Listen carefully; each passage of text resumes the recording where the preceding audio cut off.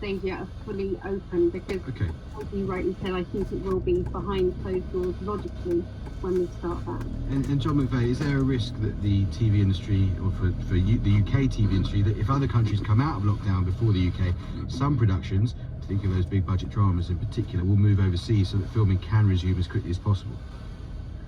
Yeah, there is a risk on that, but I mean, clearly a big drama it has so many moving parts, talent, actors, key personnel.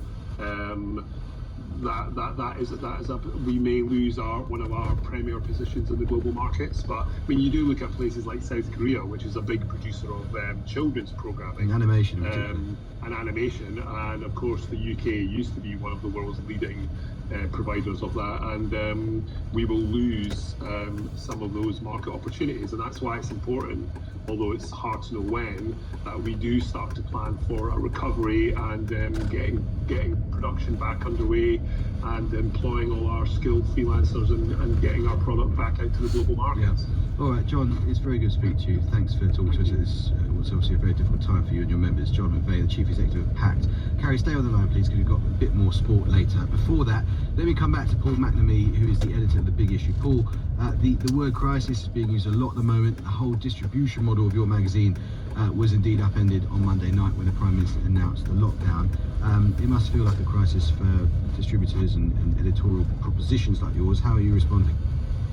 Well, we since this was coming last week, so we started to make new provisions. And last Friday, we made the decision not to sell the magazine to vendors and not to have vendors on the streets from that point on, which was a radical approach. For 29 years, the magazine has come out when it should, whether it was initially at the start monthly, then fortnightly, and now weekly. So that in and of itself was a total change to how the Big Issue operates. And as you can imagine, there's an awful lot of people, some 1,500 vendors a week, who rely on the Big Issue for their income. And without that, they're in real trouble. And also the Big Issue itself. You know, we as a commercial organisation need to be able to carry on in order to help them. So we very quickly and radically changed the entire business model of the operation. Rather than a magazine that was sold from the street, we moved to a subscription model. And you've done, as I understand it, forgive me for interrupting, Paul, sorry, but that does, as you say, the vendors, for lots of people, do define the Big Issue in many ways, along with the content of the magazine. But as I understand it, you've, for the first time ever, done a deal with a retailer, is that right? That's something that we're working on. We're going to make some announcements on that next week. At the moment, come on, tell the media show, tell Radio 4, we want a scoop. Come on, who's the retailer? We're working with... Who's the retailer, Paul? Come on. There are a couple of retailers who've been very kind and have come to us and have offered to help us.